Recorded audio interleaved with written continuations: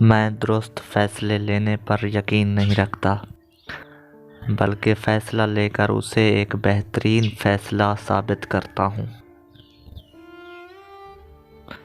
میری خواہش ہے کہ جب مروں تو میرا دل گواہی دے کہ جناح نے اللہ کے دین اسلام سے خیانت اور پیغمبر اسلام حضرت محمد صلی اللہ علیہ وسلم کی امت سے غداری نہیں کی۔ ڈاکٹر الہی بخش نے قائد اعظم کا ٹمپریچر نوٹ کرنے کے لیے ایک لیڈی کمانڈر کو اپنے عملے میں شامل کر لیا۔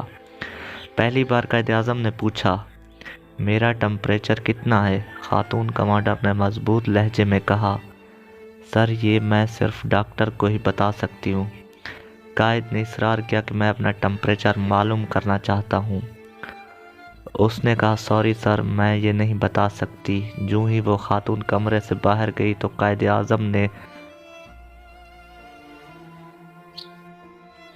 فاطمہ جناح سے مسکرا کر فرمایا، مجھ کو ایسے ہی لوگ پسند ہیں جو معصم ارادہ کر لیں اور خوف زدہ ہونے سے انکار کر دیں۔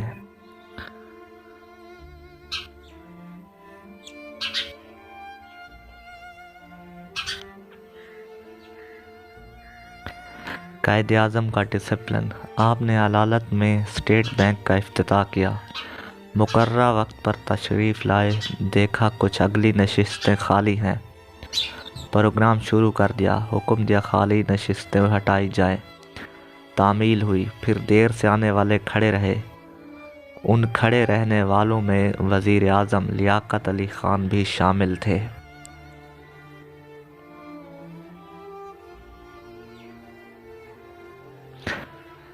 قائد اعظم جب لندن یونیورسٹی میں تعلیم حاصل کر رہے تھے تو ایک انگریز پروفیسر پیٹرز ان سے شدید نفرت کرتے تھے۔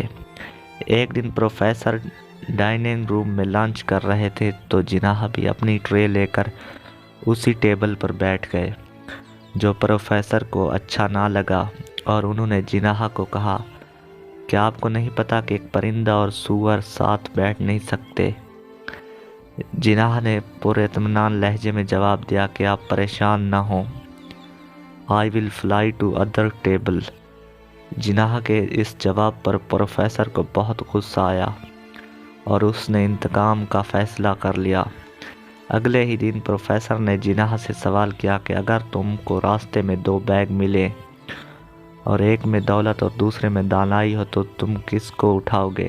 جناح نے بغیر کسی ہچکچاہٹ کے جواب دیا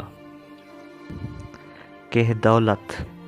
جناح کے اس جواب پر پروفیسر نے طنزیہ مسکراہٹ کے ساتھ جواب دیا کہ میں تمہاری جگہ ہوتا تو دانائی والے بیگ کو اٹھاتا۔ جناح نے جواب دیا کہ ہر انسان وہی چیز چاہتا ہے جو اس کے پاس نہیں ہوتی۔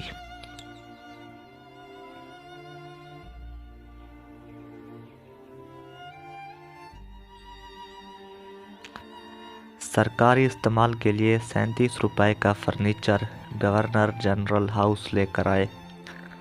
قائد اعظم نے جب فرنیچر کی لسٹ دیکھی تو 6 یا 7 روپے کی ایک کرسی اضافی تھی، تو پوچھا، یہ کس لیے لائے ہو؟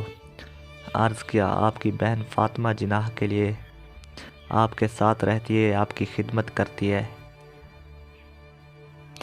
آپ نے فوراً اس پر لائن لگا دی اور فرمایا، اس کے پیسے فاطمہ جناح سے لو، اس کے پیسے بیت المال سے نہیں جائیں گے، مسلمانوں کا پیسہ اس پر خرچ نہیں کیا جا سکتا۔